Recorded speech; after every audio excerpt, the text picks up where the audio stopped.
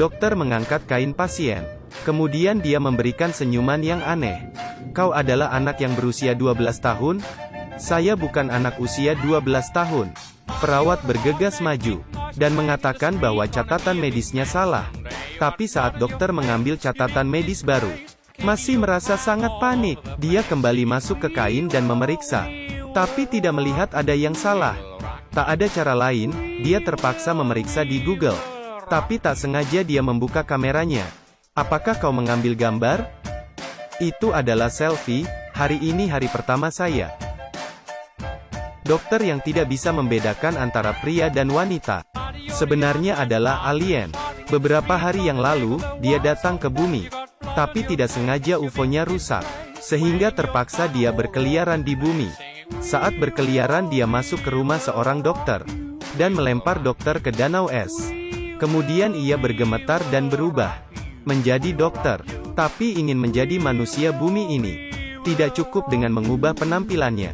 Dia harus berlatih berjalan dengan hati-hati, belajar senyuman dari majalah N, dan juga harus belajar menyikat gigi dengan sikat gigi, dengan mulut makan. Bahkan agar mempermudah komunikasi dengan manusia, alien juga harus belajar berbicara. Dia membuka televisi, kemudian belajar berbicara dari orang di televisi. Menjadi alien yang penuh penasaran. Bahkan dia belajar dari anak jalanan cara memberikan simbol jari tengah. Namun sebelum Harry selesai belajar, polisi menemukan dia, untuk membantu mereka memeriksa mayat. Harry awalnya ingin menolak, tapi agar tidak ketahuan, Harry pergi bersama polisi ke rumah orang itu. Begitu Harry masuk, dia langsung menghampiri mayat itu. Dari baunya diperkirakan dia sudah mati 6 jam. Tapi ini adalah orang hidup. Setelah menenangkan diri, Harry datang ke depan mayat asli.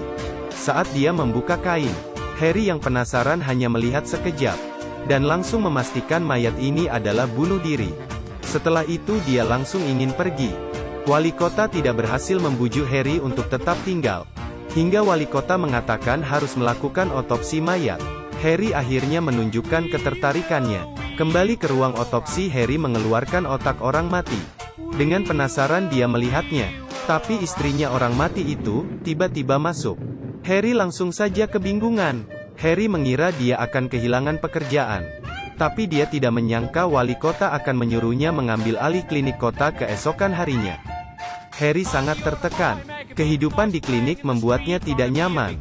Tidak hanya karena dia tidak mengerti kebiasaan anak manusia, namun dia juga mengira itu adalah monster yang tidak boleh dipegang. Dan dia juga tidak tahu tentang tai lalat di muka asistennya. Ada lalat di lehermu.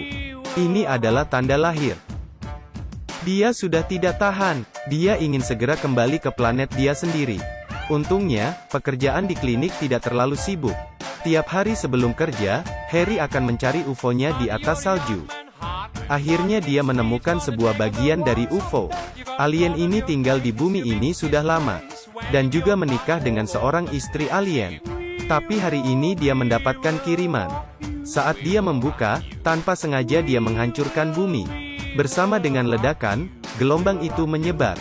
Semua orang menjadi abu. Harry terbangun karena ketakutan. Rupanya hanya mimpi. Saat dia menenangkan diri, Harry tiba-tiba terpikir, kembali alasan dia ke bumi ini adalah untuk memusnahkan bumi. Paginya, Harry keluar untuk jalan santai. Dia bertemu seorang anak kecil. Anak kecil itu melihatnya, dan mengeluarkan teriakan yang kuat. Bagaimana dia bisa melihat wujud asli Harry? Anak itu ketakutan dan langsung kabur. Harry melihat anak itu, merasakan adanya bahaya. Dia khawatir identitas aslinya diketahui orang lain. Jadi dia menyelinap ke rumah Max dalam malam hari. Max tampaknya merasakannya. Dia melihat kamarnya dengan kewaspadaan. Tapi Harry tiba-tiba menutup mulutnya. Baik, jangan takut. Saya tidak akan melukaimu. Saya akan membunuhmu. Segera gerak-gerik di rumah menarik perhatian orang tua Max. Harry bersembunyi di bawah tempat tidur, dan takut ketahuan. Tapi orang tua Max tidak percaya keberadaan alien. Mereka mengira Max takut tidur sendirian. Jadi mereka mengendong Max, dan kembali ke kamar mereka. Tapi Max melihat Harry yang menunjukkan jari tengah kepadanya. Untuk membalas Harry, Keesokan hari, Max langsung melapor ke polisi. Polisi membantunya menggambar wujud alien. Kemudian menyebarkan gambar itu ke seluruh kota. Harry langsung menyadari gambar itu. Dia sangat emosi. Orang bumi sangat menyeramkan. Dia kembali ke rumah dan ingin segera melarikan diri. Tapi tiba-tiba dia terpikir sesuatu. UFO-nya belum dia temukan. Dia tidak bisa pergi. Akhirnya dia menelpon Max. Dia mengubah suaranya dan berpura-pura sebagai teman Max. Dia ingin membohongi Max untuk membuang semua gambarnya. Tapi Max sangat pintar.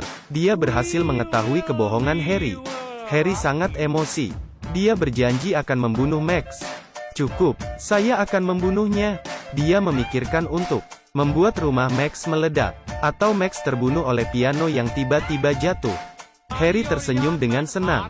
Tapi dia tidak menyangka, Max bertindak lebih cepat daripada dia. Dia meminta orang tuanya untuk mengundang Harry ke rumahnya. Begitu dia memasuki pintu, dia memberi Harry pelukan hangat. Sehingga mengusir niat jahatnya. Lalu dia memanggil teman kecilnya, agar dia pergi ke mobil Harry dan mencari kunci. Mereka memutuskan untuk ke rumah Harry untuk mengeksplorasi jejak alien. Setelah mendapatkan kunci, temannya segera ke supermarket untuk duplikasi kunci yang sama, agar temannya memiliki waktu yang cukup. Max terus-menerus menyeret Harry. Dia menunjukkan model yang dia buat, lalu membacakan puisi untuknya, hingga memeluk Harry dan tidak mau dia pergi. Menghadapi kelakuan Max ini, Harry tidak merasa aneh. Bahkan dia merasa, dia sebenarnya sangat menyukai saya. Saya adalah alien yang disukai manusia. Tapi dia tidak menyangka, keesokan hari, anak-anak menggunakan kunci duplikat dan masuk ke rumahnya. Mereka menemukan alat alien Harry. Mereka mencoba memegang barang yang aneh ini. Tapi barang itu membuat mereka terbang hingga pingsan. Harry baru saja pulang rumah dan melihat kedua orang pingsan di lantai. Dia melihat sekali dan mengetahui bahwa semua itu karena alat alien miliknya. Dengan gelisah dia memeriksa denyut nadi mereka. Dan sedikit kecewa, agar tidak membuat masalah untuk diri sendiri. Harry membawa kantong dan membungkus kedua anak itu. Tapi sebelum dia keluar dari rumah, dia bertemu dengan seorang wanita. Wanita itu mengaku sebagai istrinya. Belum sempat dia menyelesaikan permasalahan ini, Harry terlebih dahulu mengantar kedua anak kecil itu pulang ke rumah mereka. Kemudian kembali ke rumah dan bertanya tentang asal-usul istrinya. Menghadapi pengawasan istrinya, Harry mengeluarkan senyuman yang sangat terpaksa. Istrinya bilang, sudah lama dia ingin bercerai. Tapi Harry terus mengulur. Dia memberikan surat ceria ke Harry. Tak disangka, Harry langsung menandatanganinya. Istrinya sangat terkejut. Kekejaman dan kedinginan Harry membuatnya sangat terharu. Sehingga dia memutuskan untuk tidak pergi. Istrinya tidur di samping Harry. Harry sangat agresif. Tapi kelakuan istrinya yang hangat membuatnya sangat nyaman. Keesokan harinya Harry terbangun dalam tatapan lembut istrinya. Tapi dia harus segera pergi bekerja. Saat dia ingin mengusir istrinya, dia tidak menyangka istrinya langsung menghampirinya di kliniknya. Karena di rumah dia menemukan baju tidur wanita. Istrinya sangat emosi di klinik, membuat Harry terdiam. Tapi saat malam dia pulang rumah, istrinya kembali menjadi sangat lembut. Wanita manusia memang sangat membingungkan. Istrinya membuatkan steak kesukaan Harry. Tapi Harry sedikit takut jika mayat di kulkasnya ketahuan istrinya. Saat dia membuka kulkas, melihat mayat Harry masih ada. Akhirnya dia tenang untuk menikmati makan malam bersama istrinya. Dia makan steak dengan istrinya dengan mesra. Setelah makan, istrinya mengajaknya berdansa. Mereka semakin mendekat. Harry tiba-tiba merasakan dirinya memiliki perasaan yang dimiliki manusia. Jadi dia mencium istrinya. Keesokan hari, istrinya mengajak dia pergi jalan-jalan. Mereka bermain bersama, dan juga membuat kue bersama. Istrinya tiba-tiba menyuruh Harry pergi ke New York bersamanya. Harry kebingungan, dia masih harus mencari UFO-nya. Dia tidak bisa terjebak oleh perasaan manusia. Jadi keesokan hari dia bangun pagi, dan membuat sarapan untuk istrinya. Tapi dia memberikan racun di kopi. Istrinya hanya minum sekali, dan Harry segera mencari bagian dari UFO-nya. Akhirnya dia menemukannya di tengah salju. Tapi Harry tidak tahu, keberadaan UFO-nya sudah diketahui oleh polisi. Polisi juga mengikuti jejak, dan membuat UFO yang sama persis.